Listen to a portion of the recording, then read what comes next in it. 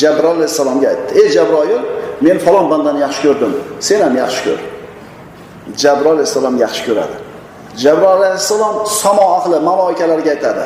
Ey samo ahli maloikalar, Alloh falon bandani yaxshi ko'rdi. Sizlar ham yaxshi ko'ringlar. Ular ham yaxshi ko'radi. Samo ahli yer ahliga nido qiladi. Biz buni eshitmaymiz.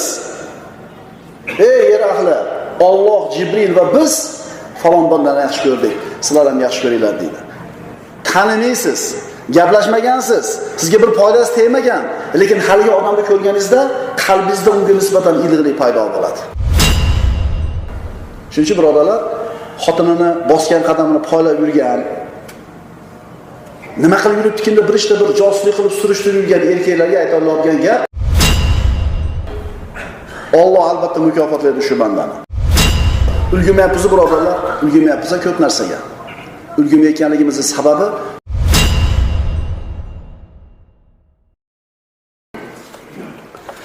Bismillahirrahmanirrahim. Alhamdulillahi robbil alamin. Wassalatu wassalamu ala ashrafil mursalin wa ala alihi wa ashabihi ajma'in. Alhamdulillahi robbil alamin. Wassalatu wassalamu ala sayyidina Muhammad as-sadiq al-wa'dil amin. Allahumma la ilma lana illa ma 'allamtana innaka antal alimul hakim. Allahumma 'allimna ma yanfa'una wanfa'na bima 'allamtana wa zidna 'ilma. وارنا الحق حقا وارزقنا اتباعه وارنا الباطل باطلا وارزقنا اجتنابه واجعلنا ممن يستمعون القول فيتبعون احسنه وادخلنا برحمتك في عبادك الصالحين. اما بعد السلام عليكم ورحمه الله تعالى وبركاته. Alloh azza va jalla ash-shakir bo'lgan zot, ya'ni shukr qiladi. Shukr qilishi bu odamlarda Allohga shukr qilishida emas. Bu yerdagi shukr qilishlik, shokir ma'nosi Alloh taqdirlaydi, mukofotlaydi. Bandadan sodir bo'lgan amalni munosib suratda taqdirlaydi degan ma'noda. Alloh azza va jalla Qur'onda marhamat qiladi. Astagfirullah. Man zallazi yuqridulloha qardan hasana fayudaifahu lahu ad'afan kathira. Allohga qarzi hasana beradigan kim borki, Alloh unga bir necha barobar qilib qaytarsa. Ya'ni ixtiyoriy qarz. Alloh uchun bir savobli ish qilinadi, Alloh uchun bandalardan mukofot so'ralmaydi. Va mana shu narsa qarzi hasana deyiladi. Buni Alloh taolo bir necha barobar ko'paytirib qaytarib berishigini va'dasini beryapti. Bu so'zimizni takror aytamiz, Alloh shokir bo'lgan zot, taqdirlovchi, mukofotlovchi bo'lgan zot. Bandasidan savobli amal sodir bo'lsa, albatta uni taqdirlaydi, mukofotlaydi. Chunki Alloh ash-shakir. Bu o'rinda qilinadigan qarzi hasana, yaxshi amalni birodarlar, ko'rinishi turli bo'lishi mumkin. Bu yaxshilik odamga qilindimi, hayvonga qilindimi, parrandaga qilindimi, darrandaga qilindimi farqi yo'q. Bandadan Alloh rozi bo'ladigan savobli sodir bo'ldimi, albatta mukofoti keladi. Biz har kuni Alloh taologa qarzi hasana berishimiz mumkin birodarlar. Yo'lini yo'qotib qo'yganga yo'lni ko'rsatib qo'yish, chanqaganga suv berish, yordamga muhtoj bo'lgan odamga o'sha ko'makni berib qo'yishlik. Va bu narsa bizga albatta Alloh tomonidan mukofot bo'lib qaytib keladi. Shuning uchun hunar egalari, ustalar, qanaqa usta bo'ling, qanaqa hunar qilmang, o'sha siz qilgan xizmatingizni to'laligicha to'lashlikka quvvat yetmayotgan faqir odam bo'lsa, qolganimizdan sizga hadya deb qo'yavering. Ya'ni u sizni qilgan xizmatingizga yarasha bergan puli shu dunyoda bo'ladigan ish.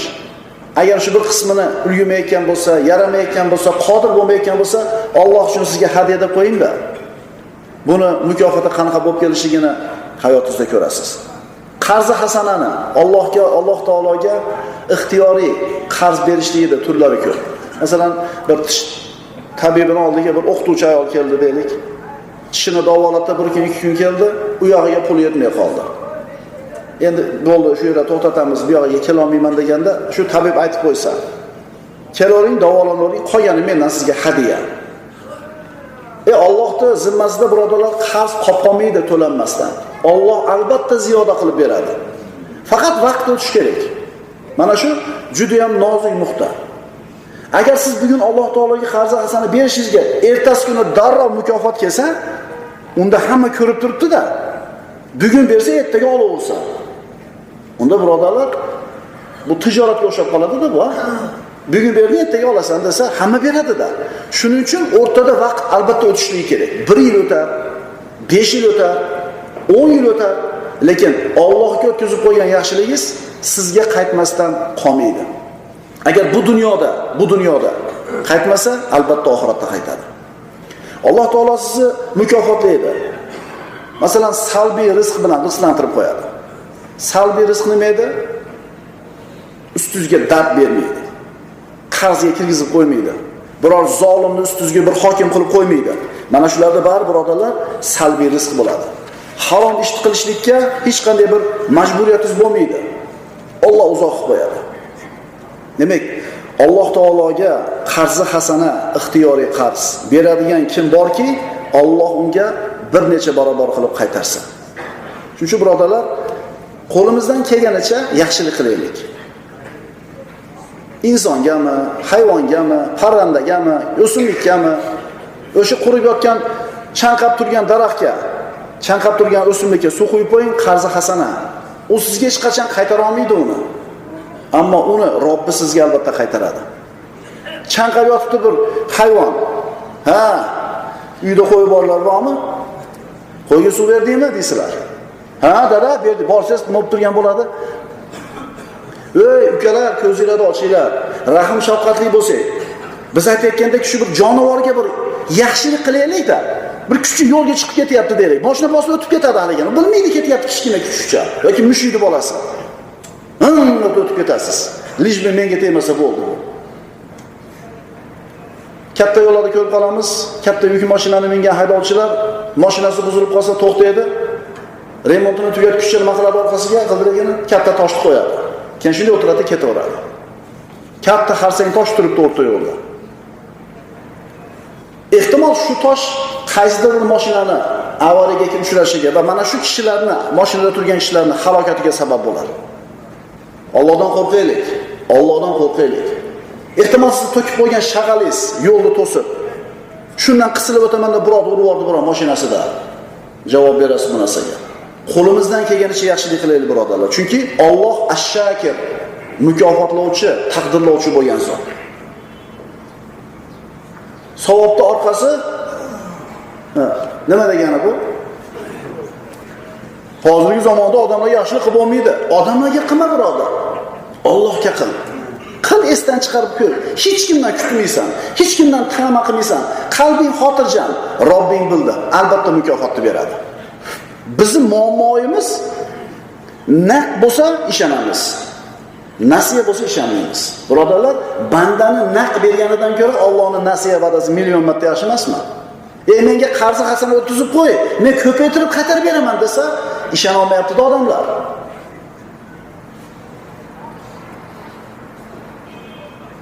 Allohning o'zi bilan muomala qilgan banda, mo'min banda qalbida tamomiy xotirjamlik topadi.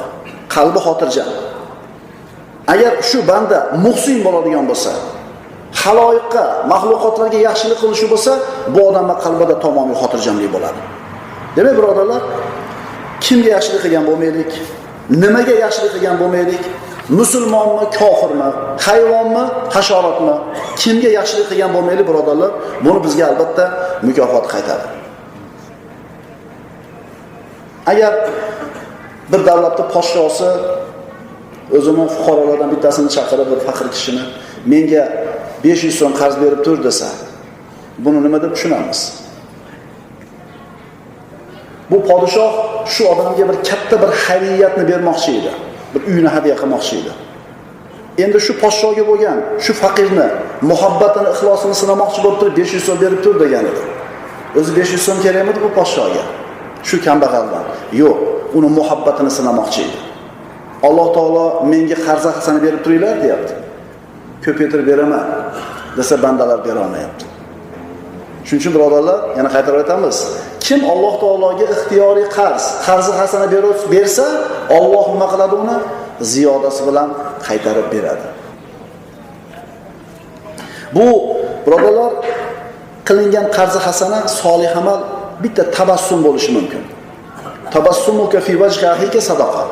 Rasululloh aytdilar, birodaringning yuziga qarab bitta tabassum qilib qo'yishing sadaqa. Qo'lingizda ishlayotgan ishchiga 2 og'iz shirin so'zingiz, sadaqa. Uy ishlari bilan tashilsan, bir kamchiliging yo'qmi? Mana ish boshlabsan, qanday yordam kerak emasmi? U sizdan so'ramaydi, iffat bor, hayosi bor. Lekin shu gapirgan gapingiz nima bo'ladi? Qarzi hasana bo'ladi. Albatta qarzi hasana deganda pulni tushunmaydi, birodarlar. Chunki qiyomat kunida faman ya'mal mithqala zarratin khayran yara va man ya'mal mithqala zarratin sharran yara. Zarra vaznicha yaxshilik qilsa ham inson qiyomat kunida ko'radi. Zarra vaznicha yomonlik qilsa ham qiyomat kunida albatta bu narsani ko'radi. Alloh azza va jallaning Ash-Shakir ismiga aloqador bo'lgan oyat va hadislardan olinadigan nozik ma'nolar. Ya'ni Alloh taolo Ash-Shakir bo'lgan zot ekan. Mukofotlovchi, taqdirlovchi bo'lgan zot ekan. Birinchidan, banda Allohni zikr qilsa, Alloh shu bandani mukofotlaydi, o'zi zikr qiladi shu bandasini. Alloh taolo aytadi: "Astagfirullah, fazkuruni azkurkum." Meni eslanglar, men sizlarni eslayman. Qarang, meni esla, men shukr keltiraman senga eslaganing uchun. Ya'ni taqdirlayman seni. Sendan rozi bo'laman, seni eslayman. Chunki Alloh taolo shokir zot. Endi bizni Allohni zikr qilishimiz, birodarlar, yelkamizdagi vojib ish. Agar biz Allohni zikr qilsak, yelkamizda qilishimiz kerak bo'lgan ishni qildik, zimmamizdagi ishni. Endi bizni Allohni zikr qilishimiz bilan Alloh bizni zikr qilishini albatta farqi bor. Nima demadingiz? Sizga o'xshagan bandadan Alloh taoloda son sanoqsiz. Hammasi zikr qiladi. Ammo Alloh hamma bandasini zikr qiladimi? Ikkinchidan, banda Allohni zikr qilsa, Alloh unga mukofot qilib beradi. Nimani? Xotirjamlikni. Xotirjamlikni va omonlikni. Esladingiz, mukofotlaydi. Fa ayyul fariqayni ahaqqu bil amn in kuntum ta'lamun. Mana shu ikki jamoadan qaysinisi xotirjamlikka haqliroq? Ya'ni mo'min kishimi yoki kofirmi? Qaysinisi hayotda xotirjam yashashlikka haqqi bor? Allazina amanu va lam yalbisu imanahum bizulm ulaika lahumul amnu va hum muhtadun.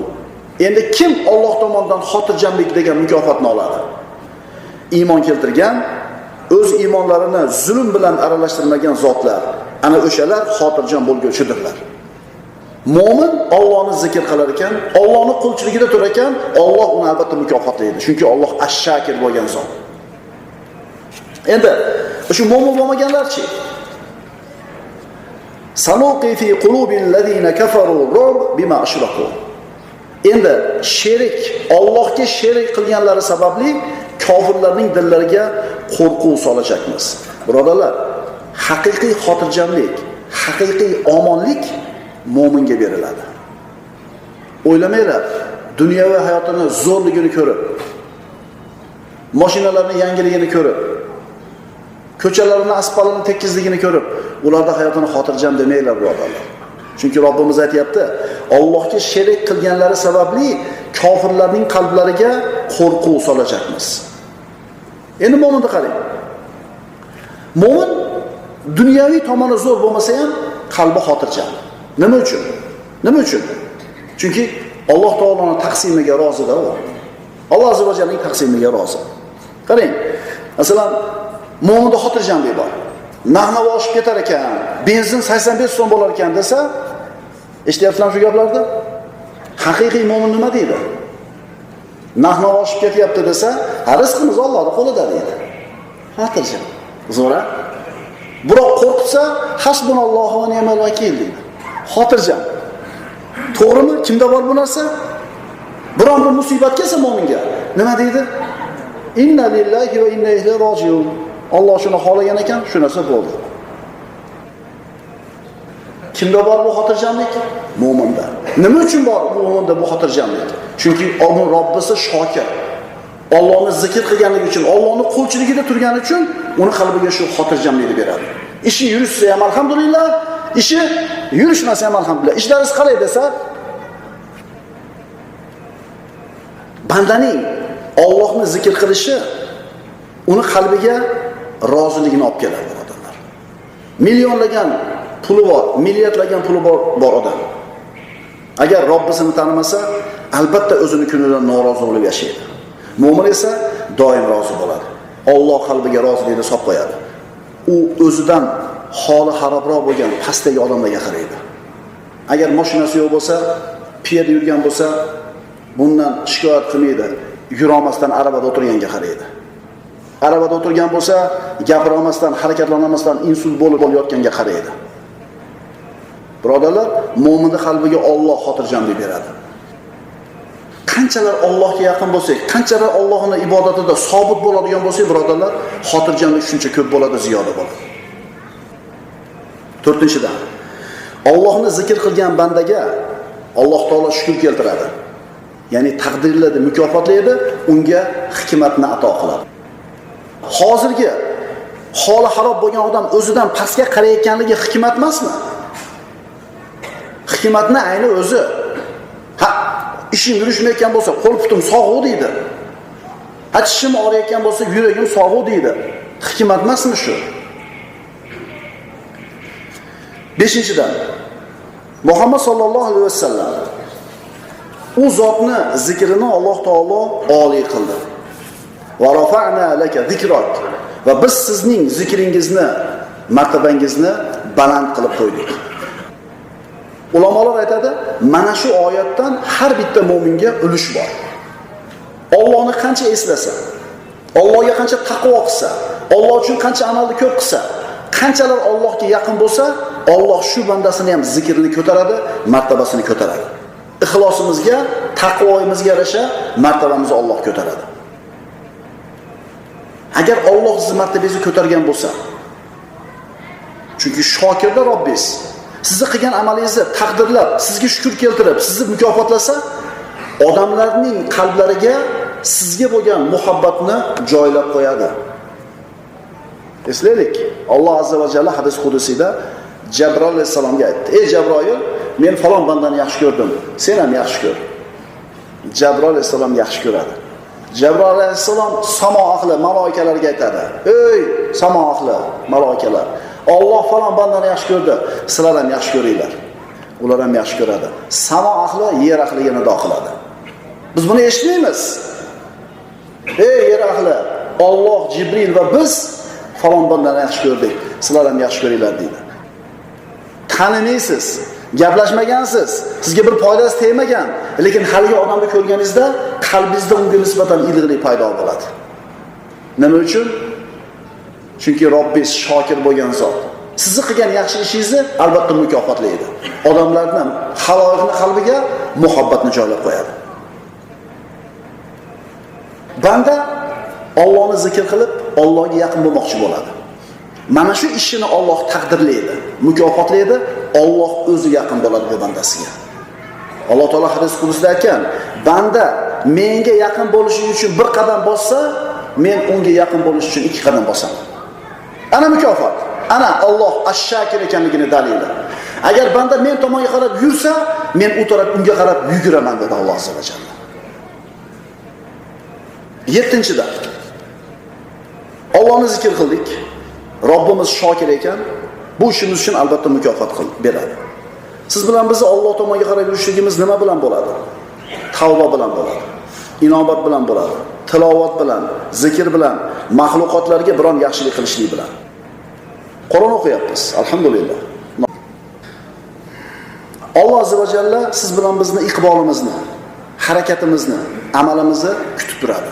Bizdan bir qadam bo'lsa, Alloh mukofotlab 2 qadam bosadi. Biz Alloh tomonga qarab yursak, Alloh mukofotlaydi. Alloh shokir bo'lgan zot. Alloh azza va jalla biz tomonga qarab yuradi.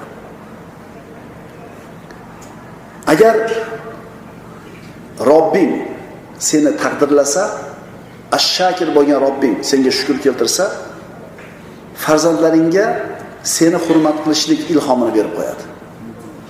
Siz o'zingizdan katta bo'lgan, yoshi ulug' bo'lgan insonni Alloh uchun hurmat qilib qo'ydingiz. Alloh shu ish uchun mukofotlaydi. Nima qiladi? Siz qarigan paytingizda sizni oldingizga sizni xizmat qiladigan, sizni izzat ikrom qiladigan yosh yigitni olib kelib qo'yadi. Yoshlar, tushunarlimi? kattalar aytib beradi. Masalan, men o'zim ham o'sha bir 70-yilda oxirlari, 80-yilda boshlarda yosh bola bo'lgan bo'lsam, mahalladan oqsoqollar o'tib kelsa, erkakmi ayolni chekiga o'tib bunday qilib turar edi. Namoz o'qimasdi o'sha paytda odamlarning ko'pchiligi. Xolos sovet davri edi. Ammo shunaqa bo'lsa ham nima bor edi? Kattalarga hurmat bor edi. Endi hozir biz ukalar kattalarga qanaqa muomala qilsak, xotirjam bo'linglar. Alloh odil zot. Bizga xuddi o'shaqa muomala qiladigan yoshlarni peshonamizga olib kelib qo'yadi. Kattalarga hurmat qilinglar. Kattalarga hurmat qilinglar. Shokir zot Alloh azza va jalla. Agar ota-onangizni izzat ikrom qilsangiz, o'zi asli bu zimmangizdagi farz ishida. Va qada robbuka alla ta'budu illa iyyahu va bi validayni ihsana. Robbing faqat o'ziga ibodat qilishingni amr qildi va ota-onaga yaxshilik qilishingni amr qildi. Yaxshilik qilsang, bolang senga yaxshilik qiladi, deyapti. Alloh mukofotlaydi shu ishimizni. O'sha ota-onasini izzat ikrom qilganlarda daftar ochib turib, spisiya qilib yozib qo'yingda mahallangizda bir 30 yilda. Va bolalari qanaqa muomala qildi ularga. Va ota-onasini xor qilganlarda yozib qo'yinglar familiyasini o'zingiz uchun. Va qarang 30 yildan keyin bola chaqasidan qanaqa muomala qaytdi. Hayot o'zi dars, birodarlar. Ukalar, internetdan, televizordan olayotgan bu musullarda sizlar fikr o'lchab tushuncha demanglar. Moyi predki deb qo'yadi. Hech aqrabolari, bu otasi bilan onasi u. Mo'min odam bo'lsa jannatining ikkita eshigi. Meni dedi predkalarim deb qo'yadi. Yani masxara qilib, uf deydi otasi telefon qilsa. Onasi telefon qilsa, uf deydi. Shuni yuqtira olmaylar. Chunki ertaga sizlar ham qaraysizlar. Agar umringlar bo'lsa qaraysizlar, ertaga to'g'ri tusha olmay qolasizlar, ovqat hazm qila olmaysizlar, qo'lingizda pelalar qaltirab tushib ketadigan bo'lib qoladi. Shu paytda shu qari ota-onalarimizga qilgan muomala ham bizga qaytadi. Ma'qulmi? Demak, Alloh odil zot, agar ota-onasiga zulm qilsa, xuddi shunaqa zolim farzand chiqaradi. Agar ota-onasini izzat ikrom qilib boshiga qo'ysa farzand, Alloh shokir zot. Mana shunday bir muruvvatni qiladigan farzandlarni oldingizda muhayyo qilib qo'yadi. Qara, bitta ismning orqasida qancha bir hikmat, qancha bir xayriyat turibdi, birodarlar. 8-inchisi. Erning iffati xotinning iffatiga sabab bo'ladi. Agar erkak kishi er sifatida iffatli, pokiza, taqvoli bo'lsa, Alloh mukofotlaydi. Chunki Alloh ash-shakir bo'lgan zot. Ayolini iffatli qiladi. Shuning uchun birodarlar, xotinini bosgan qadamini poylab yurgan, nima qilib yuribdi deb bir ishda bir josuslik qilib surishtirib yurgan erkaklarga aytoladigan gap, sen o'zing toza bo'l, o'g'il bola. O'zing iffatli bo'l, o'zing halol, taqvoli bo'l. Alloh senga shukr keltiradi. Alloh seni taqdirlaydi. Ayolingni ham o'zingga yarasha qilib qo'yadi. Ma'qulmi? 9-inchisi. Silay rahim qilsa banda, Alloh shu bandasini taqdirlaydi, mukofotlaydi. Chunki Alloh ash-shakir bo'lgan zot. Silay rahim qilgan bandani Alloh taqdirlab, rizqini barakotli, umrini davomiy qiladi. Umrni barakotli bo'lishi degani nima degani, birodarlar? Imom Buxoriy 63 yil umr ko'rgan. Lekin qancha ishga ulg'aygan. Imom Shofiy 60 ga yetmasdan vafot etgan. Qancha narsa yo'ligan. Imom Navoiy 45 ga kirib o'tgan. Qancha narsa yo'ligan. Mana shu narsa umrning barakotli ekanligini dalili bo'ladi. Yana shu odamlar bor. 80 yil, 90 yil, ehtimol 100 yil umr ko'radi, o'zidan keyin hech narsa qoldirmaydi. Jamiyatga hech qanday foydasi tekkan emas. Hech qanday bir asari qolmaydi. O'lganda zikri ham o'chadi. Shuning uchun ayrim ulamolar aytishadi, umrning qiymati, qadri unda qilingan solih amallar bilan o'lchanadi.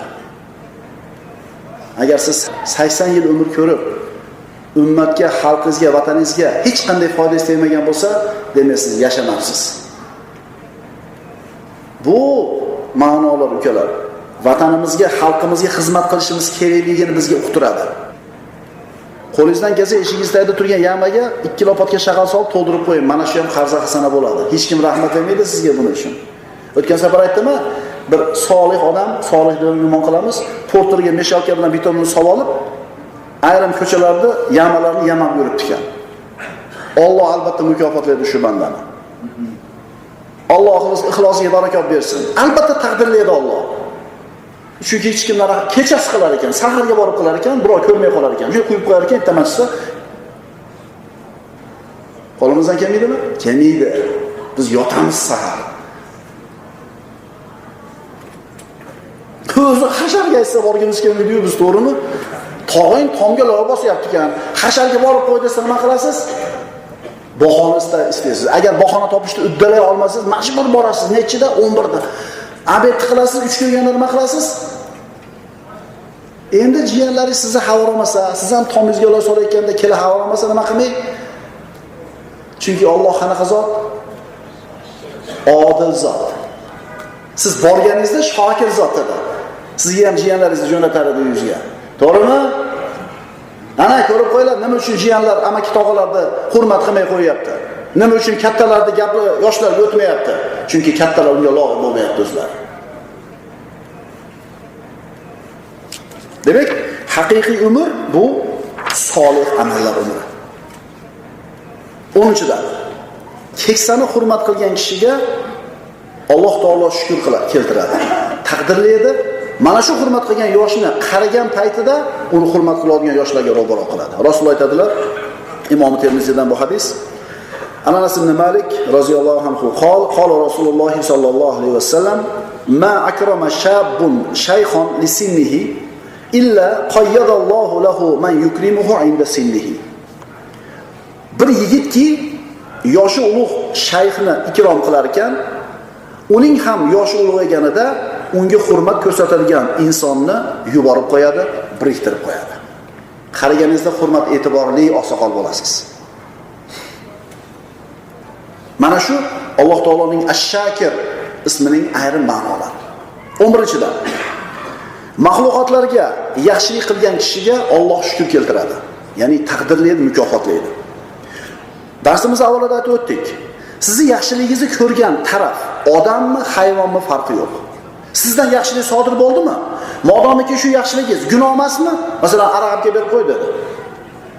Yaxshilik qilinglar degan debda araqqa bermiz yurib borib.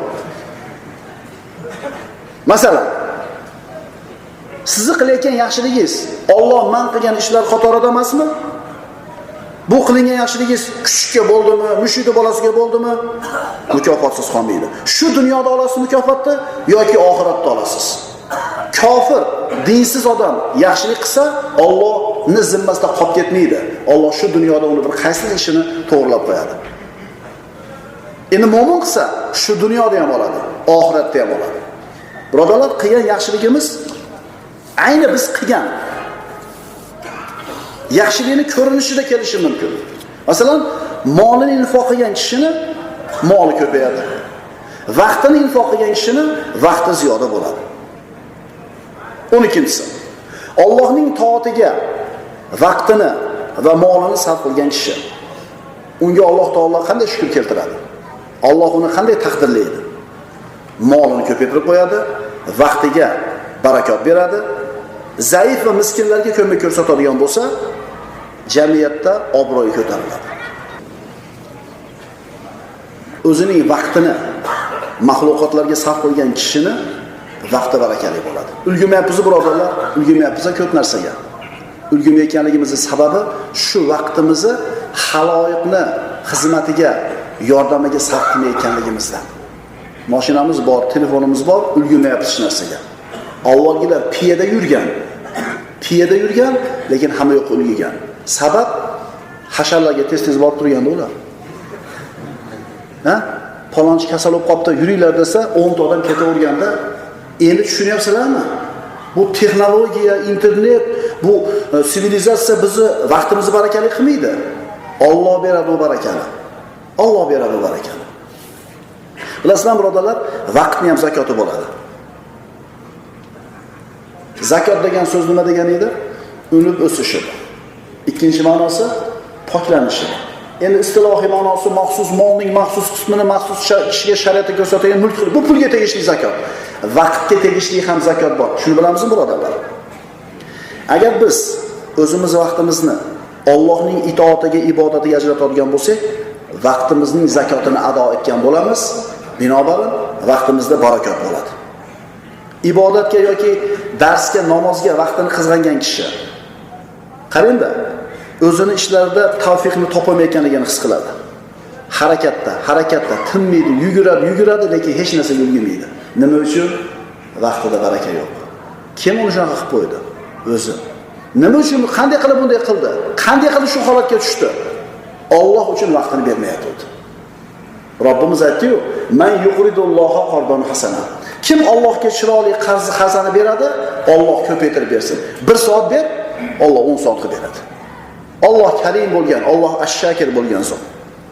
Shuni bilib olaylik, birodarlar. Vaqtning ham zakoti bor. Solih amallarga vaqtimizni sarf qilsak, albatta vaqtimiz nima bo'ladi? Barakali bo'ladi. Mana Buxoriy, Imom Buxoriy, Imom Navaviy, Imom Shofiy, uchtasini aytdik. Bular 70 yil umr ko'rmagan chiqaysiz.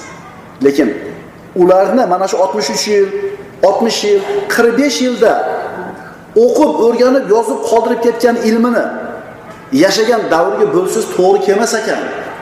Bu odam uxlaganmi? Bu odam ovqatlangani o'tirganmi? Bu odam boshqa ish qilganmi? Aqlga sig'maydi. Nima uchun ulgurgan ular? Ular Alloh taoloning ash-shokir sifatidan foydalangan kishilar.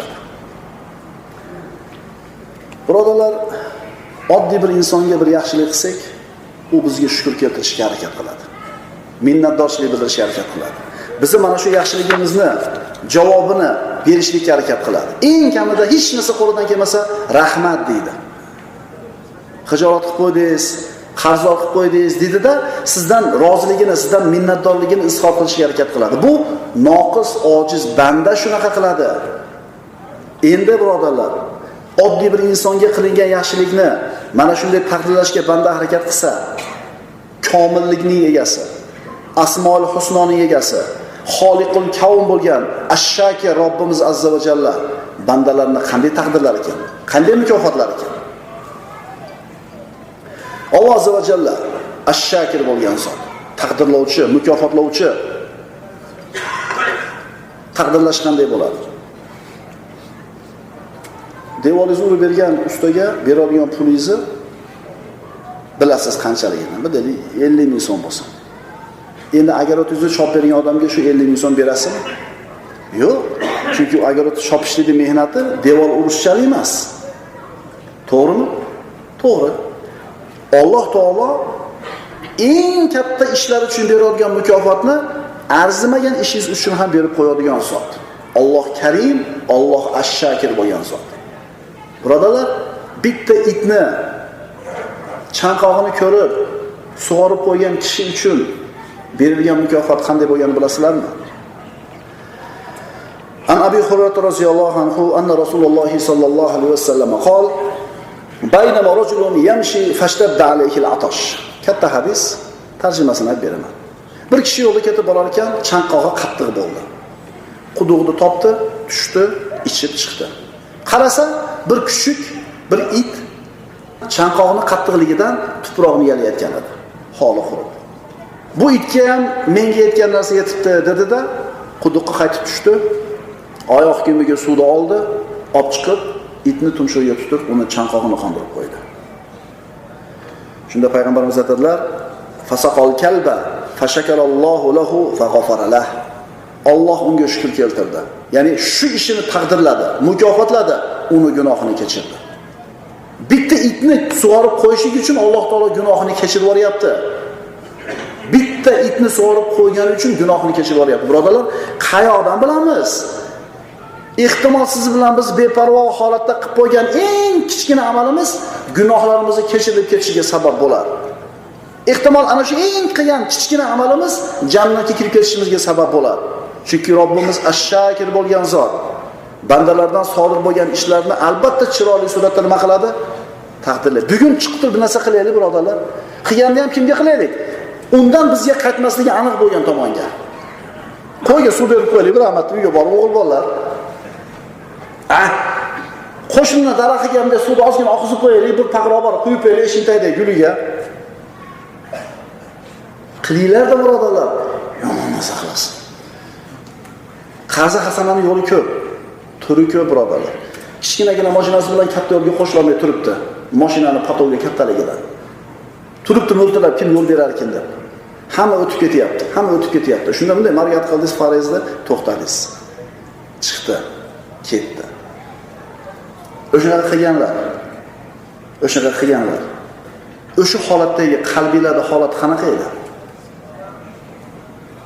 Mana shu Alloh taolo sizni shu qilgan ishingiz uchun taqdirlagani, mukofotlagani xotirjamlik. Eslanglar-da.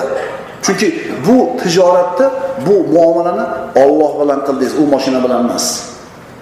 U mashina keyin sizni qaytib ko'rmaydi. Jahbosa avvaliga yaqib qo'yadi. Yaxmasa quduraysizlar. Xizmat deysiz. Siz yaxmasa maza qiling. Shu avvalikasini yoqib qo'ymasa maza qiling. Kim bildi? Demak, kishi Allohni qanchalar yaxshi tanisa, mahluqotlarga yaxshilik qilishning yo'llarini qidiradi.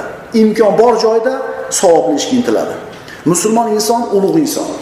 Chunki u o'zi bilan Robbisining o'rtasidagi aloqasini tuzatib olgan inson. Mahluqotlarga faqatgina yaxshilik ravo ko'radigan inson. Musulmon inson o'zini hayotida odamlarga yaxshilik qilishlikni asosiy maqsadi deb biladi. Uni hayoti mahluqotlarga yaxshilikni ato qilishlik. Bandalardan, mahluqotlardan olishlik emas, birodarlar. Shuning uchun payg'ambarimizdan so'radilar: odamlarning eng afzali qaysi? Man afzalun nas. Afzalun nas anfa'uhum lin-nas dedilar Rasululloh. Odamlarning eng yaxshisi odamlarga foydalirog'i. Boyi, kambag'ali, chiroyi, arabi, ajami demadilar Rasululloh. Nima dedilar? Odamlarga foydalirog'i. 14-si yo'lda yotgan odamlarga aziyat beradigan narsani olib qo'ygan kishiga Alloh taoloning shukr keltirishi. Alloh taoloning mukofotlashi. An Abi Hurayra roziyallohu anhu muttafaqun alayhi hadis bu. Muttafaqun alayhi bo'lgan hadis. Baynama rajulun yamshi bi tariqin wajada ghusna shawkin ala at-tariq. Fa akhadahu fa shakara Allahu lahu fa ghafara lahu. Bir kishi yo'lda ketib borar ekan, yo'lda yotgan bir tikonning shoxchasini ko'rdi. Bir tikonning novdasini ko'rdi. Haligi tikonni engishib olib, chekiga tashlab qo'ydi. Bas Alloh unga shukr keltirdi. Shu ish uchun taqdirladi, gunohlarni kechirdi. Yo'lda yotgan toshni bir chekka tepib qo'yishlik, birodarlar. Siz Alloh uchun bergan narsangiz nima bo'lishidan qat'iy nazar o'zingizga ko'payib qaytadi. Agar berganingiz pul bo'lsa, Alloh barakot beradi, moli ziyoda bo'ladi. Agar vaqtingizni sarf qilgan bo'lsangiz, Alloh uchun, Alloh vaqtingizga barakot beradi. Agar mehnatingizni sarflagan bo'lsangiz, haloyiq uchun Allohning roziligiga, Alloh vaqtingizga barakot beradi va mahluqotlar, odamlar, bandalar sizning xizmatingizda qoyim bo'ladi. Mana shu madrasamiz. Alloh rozi bo'lsin, Alloh rozi bo'lsin, Alloh rozi bo'lsin ustalarimizdan. Kechki payt 9 deganda eski kiyimlarni ko'tarib keladi.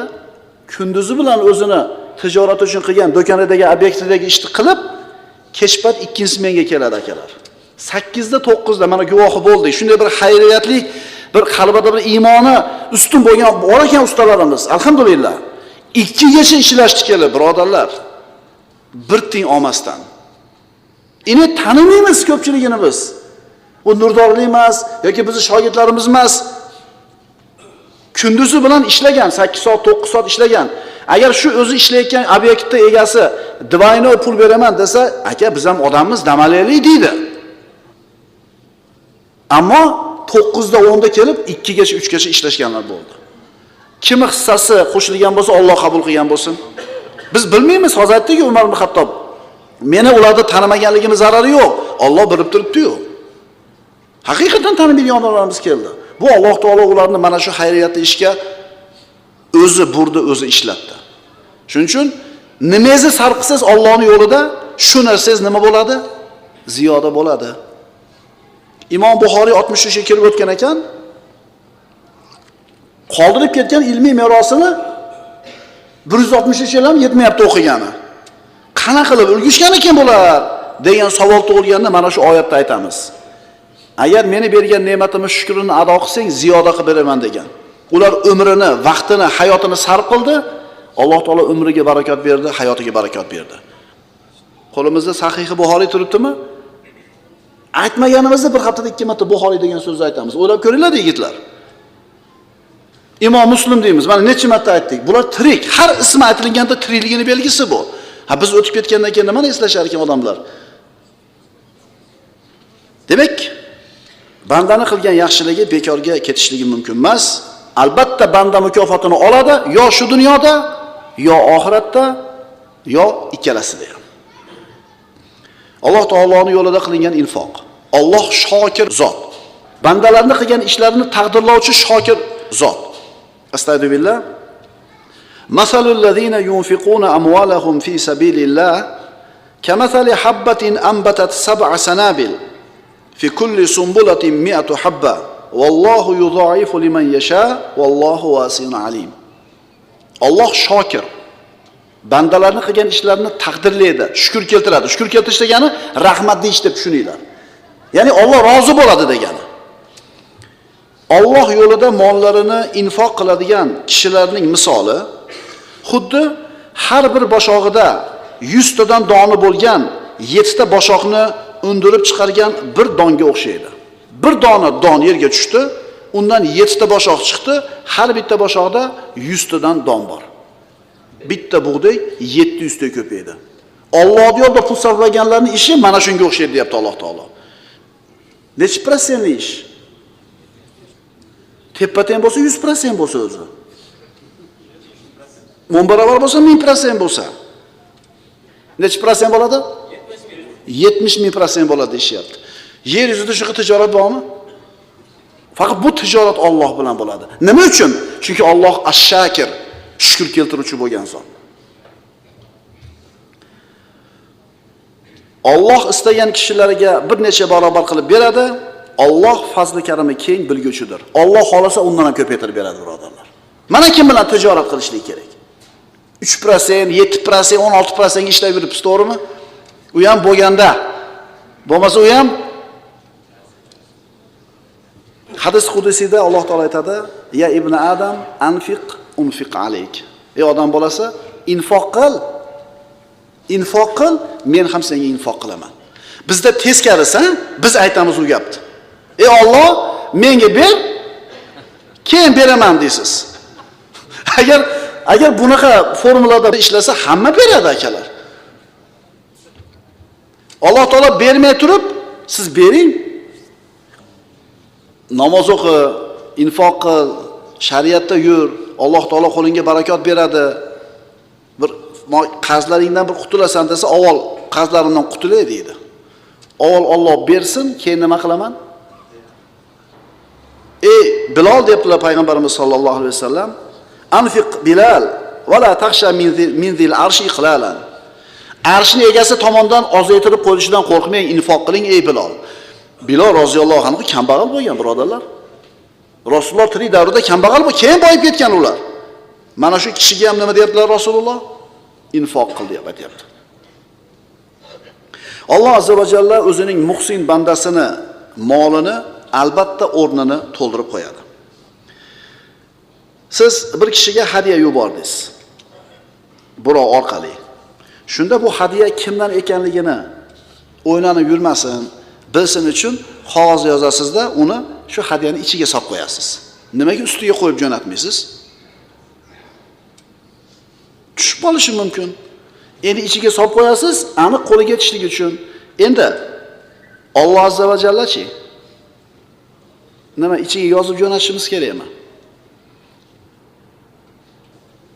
Va ma anfaqtum min nafaqatin aw nazartum min nazrin fa innalloha ya'lamu. Nima infoq qilmanglar, nimani nazr qilmanglar, Alloh uni bilib turadi. Demak, mana shu oyati bilan Alloh taolo qalbimizga xotirjamlik kirgizadi. Men bilaman deyapti Alloh taolo. Hech kimga ko'rsatmasdan bersang ham, e'lon qilib bersang ham, yashirib bersang ham, men hammasini bilaman deyapti. Nimaga infoqni gapiryapmiz? Allohning Shokir ismi haqida dars o'tyapti-ku. Birodarlar, infoq qilsanglar, Shokir, ash-shakir bo'lgan Robbimiz uni ko'paytirib beraman deyapti. Robbimiz bandadan sodir bo'lgan amalni ziyodasi bilan taqdirlaydi. Chunki u zot ash-shakir bo'lgan zot. Astagfirullah. Zuyyina lin-nasi hubbu shahawati minan nisa val banin val qanatiril muqantarati min az-zahabi val fiddati. Odam bolasi boylikni, moli, davlatni yaxshi ko'radi. Bu insonning tabiatiga joylangan narsa. Kimdir bildirib qo'yadi boylikni yaxshi ko'rishini. Kimdir nima qiladi? Yashirib turadi, lekin hamma yaxshi ko'radi. Chunki zuyyina deyapti Alloh taolo. Chiroyli qilindi. Chunki uni yaratgan Robbisi, shu gapni gapirayotgan Robbisi chiroyli qilingan senga deb hammaga yoqadi ekanlar. Odamlarga ayollar, bolalar, tuganmas oltin, kumush boyliklar, qimmatbaholi otlar, chorva va ekin-tikinlar kabi istak xohishlarga ko'ngil qo'yish chiroyli qilindi. Insonning tabiati demak, bu narsalarni yaxshi ko'rishligi bor ekan, molni yaxshi ko'radi hamma. Insonda xohishlari bor, tabiati, insonga yuklatilgan taklifotlar bor. U qilish kerak bo'lgan ishlar, zimmasiga yuklatilgan ishlar taklifotlar deyiladi. Demak, insonning tabiati bor, xohish isteklari, insonning taklifoti bor zimmasida. Ko'ring. Insonning tabiati uxlashni yaxshi ko'radi. Lekin taklifot namozga tur deydi. Insonning tabiati moli dunyoni yaxshi ko'radi. Ammo taklifoti nima deydi? Infoq qil deydi. Insonning nafsi tabiati nomahramlarga qarashni yaxshi ko'radi. Lekin taklifoti nima qiladi? Buni bu narsadan man qiladi. Tabiati g'iybat qilishni talab qiladi. Lekin taklifot nima deydi? Buni qilma deb aytadi. Alloh taolo aytayapti: "Va ma anfaqtum min shay'in fa huwa yukhlifu." Ne bir narsani infoq ihson qilsangizlar, bas Alloh uni to'ldirur. Shuning uchun topgan moli dunyosini Allohning roziligi yo'lida sarf qilayotganlar uchun shu oyat kifoya qilmaydimi? Alloh yo'lida infoq ihson qilishlikka, musulmonlarni undashlik uchun shu oyat kifoya qilmaydimi? Ber, to'ldirib qo'yaman deyapti. Ber, ziyoda qilib beraman deyapti. Enechi Allohga kerakmi biz berishimiz bu narsalarni? Alloh birosiga muhtojmi? G'aniyun anil alamin. Butun olamlardan behojat bo'lgan zot. Ya abdi anfiq unfiq alayk. Ey odam bolasi, infoq qil, men ham senga infoq qilaman. Ey Bilol, infoq qiling. Arshning egasi tarafidan kamaytirilib qo'yilishidan qo'rqmang. Ibn Abbosdan Asokir keltiradi. Sadaqatus sirri tutfi g'azabar rob. Maxfiy suratda berkitib qilingan sadaqa Robbning g'azabini so'ndiradi. Qilgan xato kamchiligingiz Robbingiz g'azabiga sabab bo'lib turgan bo'lsa, infoq ihson qilsangiz, Robbning g'azabini so'ndiradi. As-sadaqatu taqa'u fi yadillahi qabla an taqa'a fi yadil faqir. Sadaqa faqirning qo'liga tushishlikdan avval Allohning qo'liga tushadi. Bakiru bis sadaqa fa innal bala la yatakhattaha. Qarang, Jami' Sag'irdan sadaqani berishga shoshilinglar, zero balo undan o'zib o'tib ketmaydi. Agar sadaqa qilsangiz, balo to'xtaydi degani. Sadaqa bergani shoshilinglar, zero balo undan oqlab o'tib ketmaydi, o'zib o'tib ketmaydi degani. 10 so'm kuniga sadaqa. Iloji bor. 20 so'm. Endi bu yoqda endi nimaga qarab, kirishga qarab, topishga qarab. 2 kunda bir 50 so'mdan sadaqa. Iloji bormi? Iloji bor. Ya'ni bersangiz yana nima bo'lyapti yana? Qarang, balodan Alloh taolo baloda daf qilar ekan, rozi bo'lar ekan, ko'paytirib berar ekan, g'azabini so'ndirar ekan. Nima uchun? Bandani qilgan infoq uchun. Chunki Robbimiz ash-shakir bo'lgan zot. Shukr keltiruvchi, bandalarning amallarini munosib taqdirlovchi bo'lgan zot. Endi bu mavzuni haqiqatini siz bilan bizga ko'rsatadigan qissalar, misollar to'lib yotibdi. So'raylar, yoshlar kattalardan.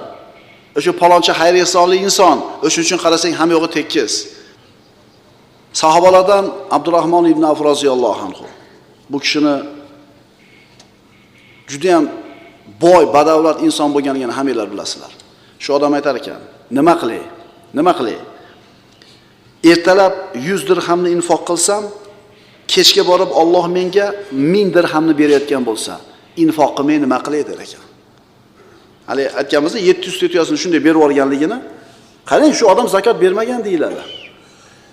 Shu inson, shu ulug' sahoba zakot bermagan degan rivoyatlar bor. 700 ta tuyadan iborat karvon Abdurrahmon ibn Avfniki ustidagi mollari bilan, tuyalari bilan nimaga zakot bermagan desa, zakot beradigan vaqt kelganda qo'lida zakotga loyiq pul qolmas ekan, qarang. Lekin keyin orqasidan yana to'lib toshib kelaverar ekan. Nima qilay? Ertaman 100 ni bersam Alloh kechki payt menga 1000 ni berayotgan bo'lsa, infoq qilmay nima qilay deyapti. Kim? Bizga avval bersin Alloh. Shuning uchun xayr ihsonni ko'p qiladigan, qo'li saxovatli bo'lgan musulmon birodarlarimizdan borib so'raylar-da. Juda ham chiroyli bir qissalarni aytib beradi, o'zlarining hayotda o'tkazgan. Biz pulni sanashda qanchalik e'tibor beramiz-u, ammo barakani hisobga olmaymiz. Agar musulmon banda pulini Alloh yo'lida sarf qilar ekan, Alloh puliga baraka beradi. Eng kamida uni salbiy rizq bilan rizqlantiradi. Salbiy rizq nima? Kasallar, balolar, tuhmatlar, bo'xtonlar. Shu narsa sizni ustingizga kelmayaptimi?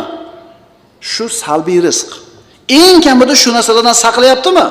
Shu ham rizq ekan, birodarlar. Siz ustingizga bir odamni zolim qilib qo'yib qo'ymadi. Tuhmatga qolmadingiz, bo'xtonga qolmadingiz, tinch yuribsizmi? Mana shu salbiy rizq deyiladi, birodarlar.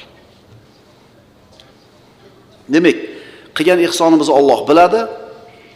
Ikkinchisi, Alloh taolo o'rnini to'ldirib qo'yadi, chunki Alloh taolo ash-shakir, shukr keltiruvchi bo'lgan zot. Mana shu ikkita sabab musulmon kishini infoq ihson qilishlikka undaydi. Ne bir narsani infoq ihson qilsangiz, Alloh uni albatta o'rnini to'ldirib qo'yadi. Ikkinchi ma'nosi. Banda u kim bo'lishidan qat'iy nazar, musulmonmi, kofirmi? Farqi yo'q. Banda mahluqotlarga yaxshilik qilar ekan, bu yaxshilik Allohning zimmasiga qarzi hasana bo'lib yoziladi. Qarzi hasana deganda biz odamlar o'rtasidagi muomalada siz qarz berasiz, so'ramaysiz undan. Qodir bo'lganda beradi, 10 yilmi, 100 yilmi. U zakot emas, u sadaqa emas, qarzi hasana. Berasiz, qodir bo'lsang berasan, bo'lmasam Alloh yo'liga o'tib ketdi. Endi bandalarga qilingan yaxshilik, bu yaxshilikni qilayotgan odam musulmonmi, kofirmi farqi yo'q. Bu yaxshilikni olayotgan odam musulmonmi, kofirmi farqi yo'q. Hatto odammi, hayvonmi, o'simlikmi farqi yo'q. Yaxshilik qildingizmi, Allohning zimmasida bu qarzi hasana bo'ladi. Qarzi hasananing birodarlar turi juda ham ko'p. Bir qushlarga yuzdagi nonni tuyib tashlab berdingiz, qarzi hasana. Bir ko'kat qurib yotibdi, borib turib hovuchisiga suv quyib qo'ydingiz, qarzi hasana. Yoshlar eshitib qo'yinglar shuni. Berahim, beshafqat shu bir qatib ketdi mallarimiz. Qo'lingizdan nima yaxshilik keladi haloyiqqa? Shu qarzi hasana. Mashinasida chiqolmay turibdi, katta ko'ka yo'lga qo'shila olmay. Yo'l berib qo'ying-da, qarzi hasana bo'ladi bu. Sizni haqqingiz, modomiki shu to'xtab turishingiz, qoidani buzish bo'lmasa, boshqalarning haqqini yeyish bo'lmasa, yo'l berib qo'yiladi, kirib olsin o'sha yo'lga. Ne avar ekan yaqib qo'yadi, bilasizmi? Inechib o'sha qarzi hasanani Alloh uchun qilsangiz, Alloh qalbingizga shunaqa bir xursandchilik, xotirjamlik kirgizadi, maza qilasiz. Katta mashinada keldingiz, qimmat mashinada, bitta kichkinaroq mashina chiqolmay turibdi. Sekin to'xtasiz, qo'qadi haliga yurgani. Chunki ishonmaydi-da unaqa mashina yo'l berishiga. Endi bunday qildingiz. Bunday qilasiz. Aytdingiz. Deganingizda haliga chiqib turib, mana qilib ko'rgansizlar shuni. Avval ekan yaqib qo'yadi. Bilasizmi qanaqa bir huzuri bo'ladi? Mana shu Alloh taoloning qarzi hasanangiz uchun bergan birinchi mukofoti bo'ladi. Davomini ham kuting endi. Davomini ham kuting. Man yuqridulloha qardan hasana fayudaifahu lahu adha'afan kaseera. Kim Allohga qarzi hasana beradigan bo'lsa, ixtiyoriy qarz, Alloh unga bir necha barobar qilib qaytarib beradi. Sizga ham kimdir yo'l beradi. Sizni qandaydir balodan saqlaydi. Balongiz otilib ketgandan yo'ldan tushib ketmaysiz. Benziningiz qizil yog'ganda ham o yetib borasiz manzilingizgacha. Chunki nima berganingiz Allohga siz qarzi hasana bergansiz. Inshaalloh bugun yo'l berib yuramiz, asrgacha, shomgacha, ertagina bob bo'ygidek eski ahvolimizga tushib qolamiz. Aqulu qawli hada va astagfirulloh li va lakum. Assalomu alaykum.